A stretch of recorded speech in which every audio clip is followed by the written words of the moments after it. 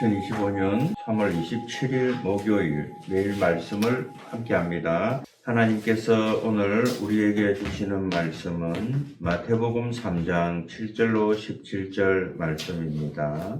한 절씩 봉독합니다. 제가 먼저 하겠습니다. 네. 요한이 많은 바리새인들과 사두개인들이 세례 베푸는 대로 오는 것을 보고 이르되 독사의 자식들아 누가 너희를 가르쳐 임박한 진노를 피하라 하더냐. 그러므로 회개에 합당한 열매를 내게. 속으로 아브라함이 우리 조상이라고 생각하지 말라. 내가 너희에게 이르노니 하나님이 능히 이 돌들로도 아브라함의 자손이 되게 하시리라. 이미 도끼가 나무 뿌리에 놓였으니 좋은 열매를 맺지 아니하는 나무마다 찢겨 불에 던져지리라. 나는 너희로 회개하게 하기 위하여 물로 세례를 베풀거니와 내 뒤에 오시는 이는 나보다 능력이 많으시니 나는 그의 신을 들기도 감당하지 못하겠노라. 그는 성령과 불로 너희에게 세례를 베푸실 것이요 손에 기를 들고 자기의 타작 마당을 정하게 하사 알곡은 모아 곳간에 들이고 쭉정이는 꺼지지 않는 불에 태우시리라.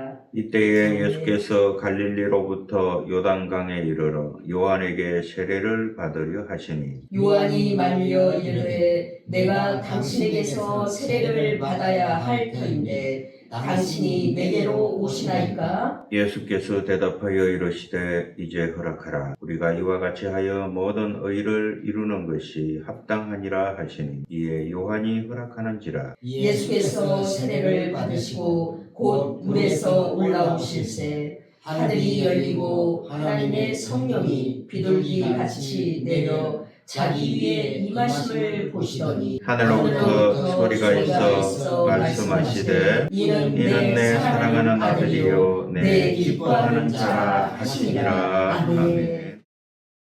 예수님의 생애와 예수님의 사역에는 우리가 이해하기 어려운 아주 신비스러운 일들이 많이 있습니다. 특별히 예수님께서 29세까지 살아올 때 특별한 기적과 능력과 말씀이 감춰져 있습니다. 그런데 30세가 되면서부터 예수님의 생애는 우리가 이 땅에서 볼 수 없었던 아주 초자연적인 놀라운 능력이 있고 기적이 넘치는 그리고 천국 말씀을 듣는 것 같은 일들이 이 1년 사이에 일어났습니다. 무슨 이유가 있었을까요? 아니면 어떤 분기점이 있었던 것일까요? 예수님은 3년간 기적과 능력과 행사, 초자연적인 일을 많이 행하셨는데 쉬운 일이 아니었습니다. 위기도 있었고 고난도 있었고 핍박도 있었고 시험도 있었습니다. 그런데 예수님은 십자가의 이 길을 흔들림 없이 어떻게 갈 수 있었을까요? 우리도 예수 잘 믿어보려고 하는데 어려움이 많죠? 바로 거기에 비밀이 있습니다.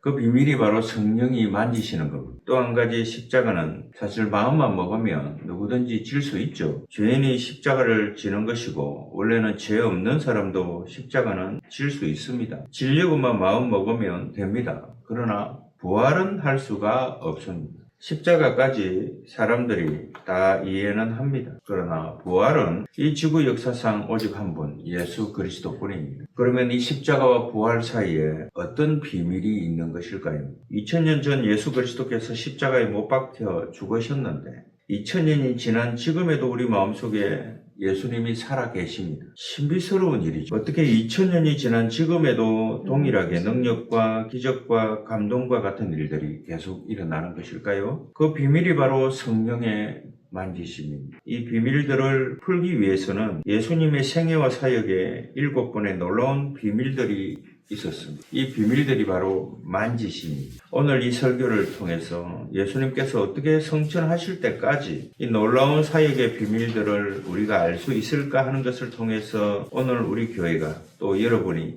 예수님처럼 7가지 축복을 받게 되기를 원합니다. 첫 번째는 성령의 만지심입니다. 오늘 13절부터 하나님의 말씀을 시작합니다.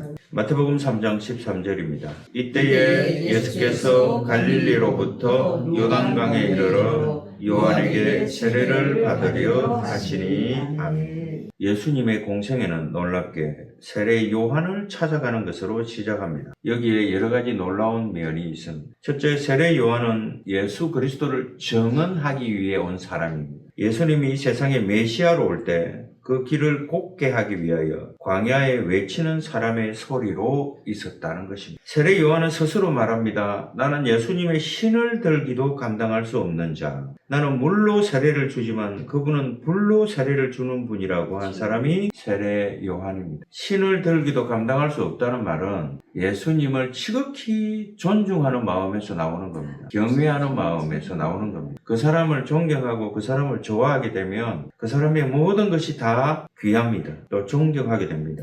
세례 요한이 예수님에게 오히려 세례를 받아야 될 텐데 거꾸로 예수님이 세례 요한을 찾아가서 그의 공생애가 시작되었는가 하는 것이 참 놀랍죠. 두 번째, 예수님은 하나님의 아들입니다. 온 인류의 메시아이고 우리의 구원자죠. 그런 분이 어떻게 인간을 찾아갔느냐 하는 것입니다. 세 번째는 예수님이 하나님의 아들이시라면 그냥 우리가 하나님께 직접 계시를 받고 직접 세례받고 하나님의 능력을 직접 입고 가는 것이 순서상 옳은 일이 아니냐 하는 겁니다. 그런데도 불구하고 예수님이 우리 기대와 생각과는 정반대로 세례 요한을 찾아가서 세례를 받음으로 그의 사역과 공생애가 시작되었다는 것입니다. 13절 하반절을 보면 예수님이 요단강에서 세례를 베풀고 있는 요한을 찾아간 목적은 딱 하나입니다. 그것은 세례를 받기 위해서입니다. 우리가 여기서 발견하는 것은 두 가지죠. 첫째는 겸손입니다. 하나님의 나라를 이루기 위해서는 자존심도 경쟁심도 반항심도 필요 없다는 것입니다. 여러분이 예수를 믿으면서 경쟁심이 없기를 바랍니다. 자존심을 버리기 바랍니다. 아멘. 반항하는 거 버리기 바랍니다. 아멘. 어떤 사람은 예수를 믿는다면서 자존심으로 일하는 분이 있습니다. 자존심과 자긍심은 다른 것입니다. 그러나 예수님은 다 버렸습니다. 예수님께 있었던 가장 놀라운 인격적 특징은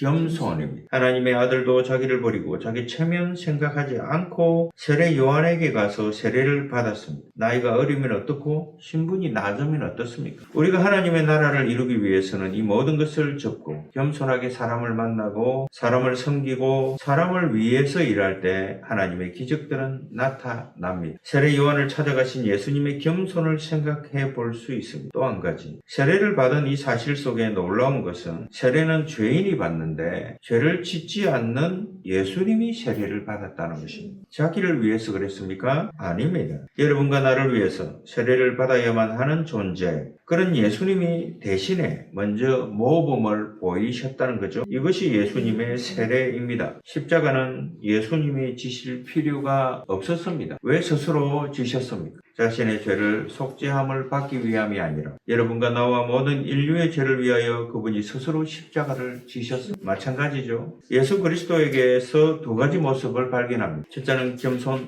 둘째는 자기 희생입니다. sacrifice, 제물이 되었다는 뜻이죠. 자기를 위해서가 아닙니다. 여러분을 위해서는 더 이상 할 필요가 없을지도 모릅니다. 그러나 우리가 이렇게 수고하고 애쓰고 땀을 흘리는 것, 우리가 예배를 드리는 것은 다 주님을 위해서 하는 것이죠. 교회에 헌신하고 교회를 위해 나의 것을 내어놓고 다 왜 그렇습니까?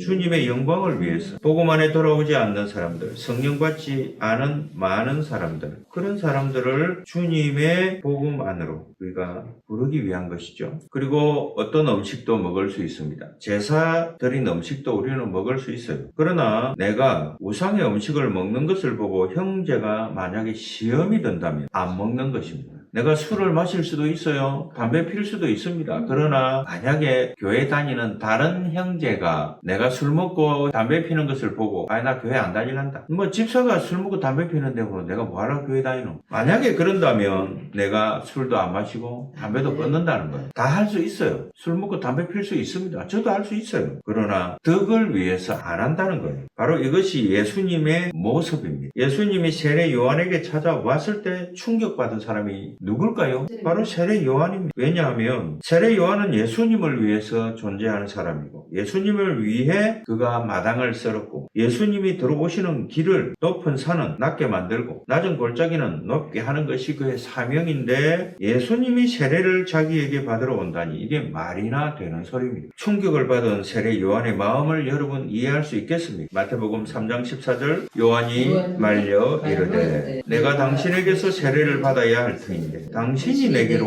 오시나이까. 아멘. 정말 옳은 말이죠. 그런데 예수님의 태도도 강경합니다. 극구 사양하는 요한에게 예수님은 15절에서 이렇게 말씀하시죠. 마태복음 3장 15절입니다. 예수께서 대답하여 이르시되 이제 허락하라. 우리가 이와 같이 하여 모든 의를 이루는 것이 합당하니라 하시니 이에 요한이 허락하는지라. 아멘. 예수님이 요구하시는 것은 억지나 고집이 아닙니다. 우리는 때로 내 신념과 믿음이 고집으로 보일 때가 많습니다. 예수님이 이렇게 주장한 것은 고집이나 자존심이 아니었습니다. 나는 교회를 위해서 또 주님을 위해서 하는 일이니 이것은 당연한 것이고 이것은 신념이며 이것이 바로 믿음이다. 이렇게 우리가 내세울 때가 있죠. 그러나 그게 아닐 수도 있다는 겁니다. 온 인류를 구원하려는 예수님의 애정과 헌신과 눈물이 있습니다. 그래서 오히려 예수님이 요한에게 부탁을 하고 있는 거죠. 높아지기 위해서 고집 부리기는 쉽습니다. 그러나 낮아지기 위해서 고집 부리는 것은 쉽지가 않습니다. 포기하기 위하여 고집 부리는 것도 쉽지 않습니다. 내가 가지지 않을게, 내가 다 줄게, 이렇게 끝까지 고집 부리는 것이 쉬운 일입니까? 예수님은 바로 그런 것을 하셨다는 것이죠. 영적으로 영특한 세례 요한은 예수님의 의도를 빨리 알아차립니다. 그리고 태도를 바꾸죠. 수락하기로 결정합니다. 진정한 겸손은 예수님에게 있어 세례 요한에게 찾아온 것이며 세례 요한에게 있어 겸손은 예수님의 요청을 허락하는 것입니다. 예수님의 겸손과 세례 요한의 겸손이 만나게 되죠. 예수님은 자기 자신을 낮추는 인간에게 세례를 받으신 하나님의 모습에서 진정한 겸손을 발견합니다. 예수님 사랑하는 제자들의 발을 예수님께서 씻겨주심으로 선생으로서 또 주로서 겸손과 솔선수범을 보였듯이 바로 그런 겸손입니다. 세례 요한의 겸손은 예수님에게 세례를 주는 것입니다. 진정한 겸손이란 내가 하나님을 위해 뭘 하는 게 아니고 하나님께서 내가 하시고자 하는 일을 두렵고 떨림으로 순종하는 것입니다. 하나님, 저는 이거 못하겠습니다. 그런 건 겸손이 아니고 오만입니다. 하나님이 무슨 일을 맡길 때 제가 두렵고 떨림으로 끝까지 할지는 모르겠으나 순종하겠습니다. 이게 겸손이죠. 예수님께서 겟세마네 동산에서 땀이 피가 되도록 기도하실 때 기도가 뭡니까? 예수님, 이 잔이 내게서 지나가게 하옵소서. 그러나 내 뜻대로 마시고 주님의 뜻대로 하옵소서. 이게 뭡니까? 이게 순종입니다. 바로 이것이 겸손이라는 거예요. 세례 요한에게 순종은 예수님에게 세례를 베풀겠다는 결정입니다. 인간으로서 감당할 수 없는 일이지만 예수님의 신을 제가 들기도 힘들지만 감당할 수 없지만 주님이 원하신다면 주의 뜻대로 하옵소서. 이겁니다. 예수님에게 이제 세례 요한이 세례를 베풉니다. 그것은 물 세례입니다. 교회는 세례 공동체입니다. 진짜 교회는 세례를 받는 것이 중심이 되어야 합니다. 왜냐하면 너희는 가서 모든 족속을 제자로 삼아 아버지와 성령의 이름으로 세례를 주라고 했기 때문이죠. 교회가 매주일 세례를 주면 참 좋겠습니다. 물 세례뿐만 아니라 성령 세례가 이루어지는 축복이 있기를 축원합니다. 예수 믿고 세례받는 축복이 있기를 바랍니다. 예수님도 세례를 받았습니다. 드디어 예수님은 세례를 받고 물 세례를 받고 물에서 나오십니다. 마태복음 3장 16절로 17절. 예수께서 세례를 받으시고 곧 물에서 올라오실 때 하늘이 열리고 하나님의 성령이 비둘기같이 내려 자기 위에 임하심을 보시더니 하늘로부터 소리가 있어 말씀하시되 이는 내 사랑하는 아들이요 내 기뻐하는 자라 하시니라. 아멘. 세례를 받고 나신 예수님께서는 세 가지 영적 사건이 일어납니다. 첫째, 하늘이 열리고, 둘째, 성령님께서 비둘기처럼 임하여 예수님 위에 머물러 있었습니다. 성령 세례는 한 번 지나가는 것이 아닙니다. 계속 머무르는 것입니다. 세 번째는 하늘에서 음성이 들리는 것입니다. 이 영적인 세 가지 사건이 일어나므로 예수님의 공생애가 시작됩니다. 하늘이 열렸다는 것, 하늘과 통했다는 것입니다. 하나님의 뜻이 이루어졌다는 의미입니다. 미래가 열린 사람이 미래를 보는 거죠. 미래가 닫힌 사람은 미래를 못 봅니다. 미래를 못 보는 사람은 미래를 못 갑니다. 미래가 열려야 합니다. 축복이 열려야 합니다.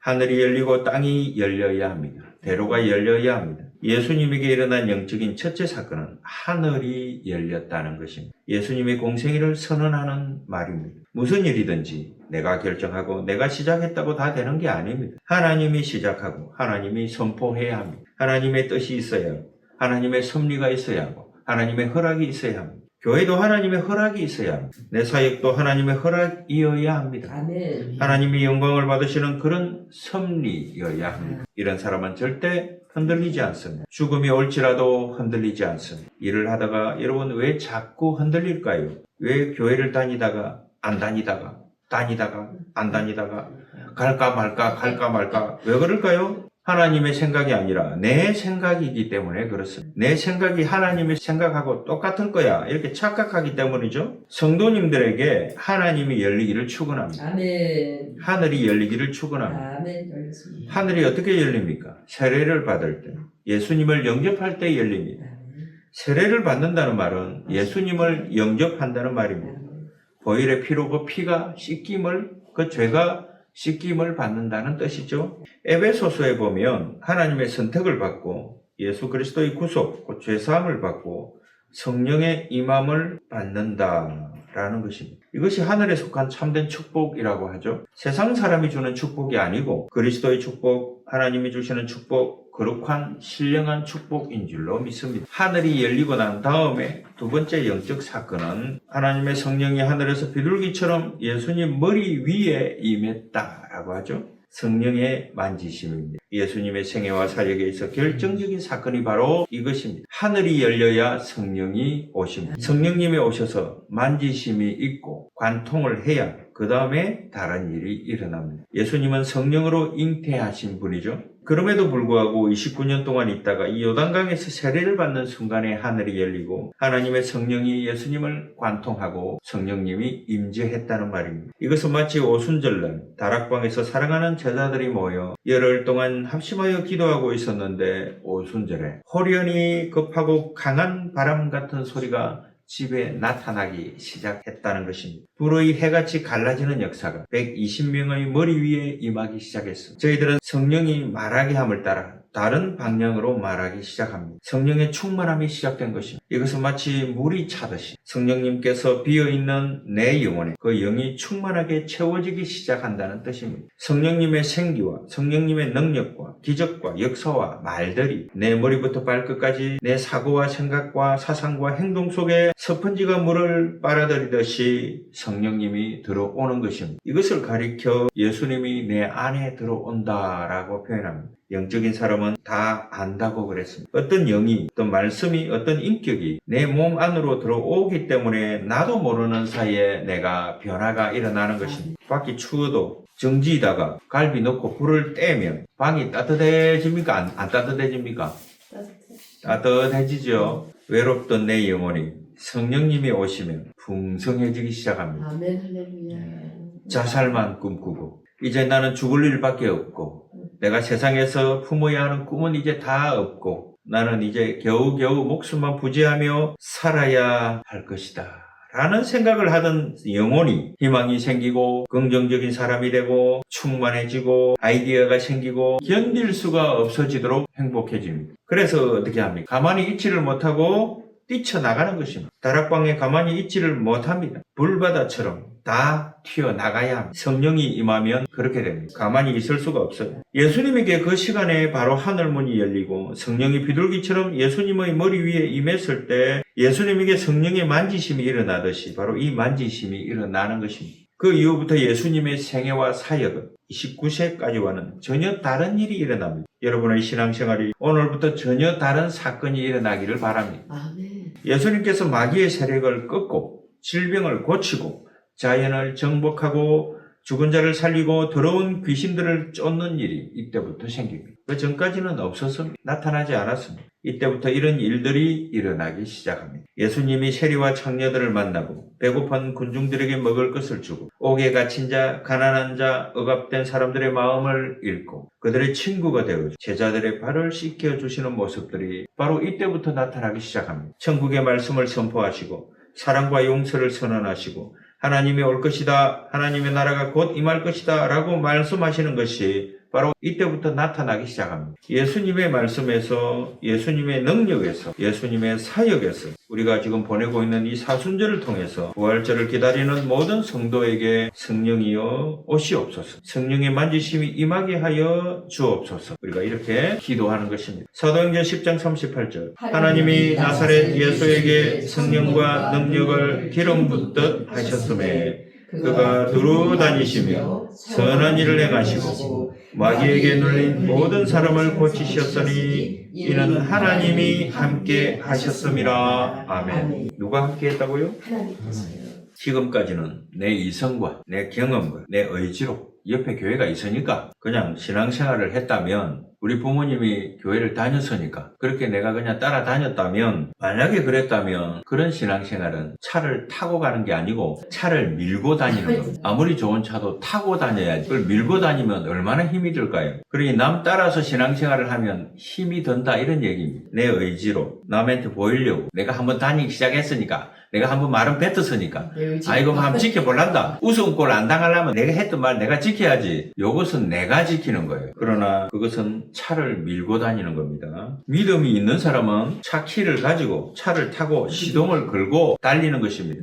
거대한 기계가 움직이는 것 같고 그 큰 배들이 물 위에 뜨는 것과 똑같죠? 예수님 만나기를 바랍니다. 성령을 체험하기 바랍니다. 나이, 신분, 내 환경 묻지 마세요. 성령이 오시면 다 바뀝니다. 성령님으로 기도하세요. 성령님으로 생각하세요. 여러분이 잘나고 못나고는 중요하지 않습니다. 우리는 완전해질 수가 없어요. 어떻게 예수님 외에 완전해질 수가 있겠습니까? 다 불완전하고 실수가 있고 다 오류가 있고 무너지는 인간들입니다. 그러나 성령 하나님이 임하면 달라집니다. 그런 분이 또 한 분 있죠? 베드로입니다. 베드로는 예수님을 3년간 따라다녀도 몰랐어요. 십자가에 못 박힌 예수를, 부활하신 예수님을 보고도 몰랐어요. 베드로가 언제 변합니까? 오순절날 성령 받고 나서 두려움이 없어졌습니다. 감옥에도 들어갑니다. 예수님의 탄생은 역사의 AD와 BC를 만들었습니다. AD는 뭡니까? 안노 도미니, 라틴어입니다. 주의 해에 이런 말이고, BC는 예수 이전이라는 거죠. Before Christ. 예수님께서 요단강에서 세례를 받음으로 이것이 계기가 되고 하늘문이 열리고 성령의 세례가 임할 때 이것이 예수님의 생애와 사역의 AD와 BC입니다. 그 전과 그 후는 완전히 다르죠. 오늘 여러분의 생이 달라지기를 축원합니다. 지금까지 여러분의 생애와 이후의 생애가 달라지기를 축원합니다. 우리 교회에 저 십자가가 있었던 때와 저 위에 십자가가 없었던 때가 완전히 달라지기를 축원합니다. 여러분이 전도하면 전도가 열리고, 말하면 말이 먹히고, 영적인 일들이 일어나고, 기도하면 응답이 일어나는 그런 축복들이 바로 이 비밀, 이 성령의 만지심에 있다는 것입니다. 마태복음 17절에 보면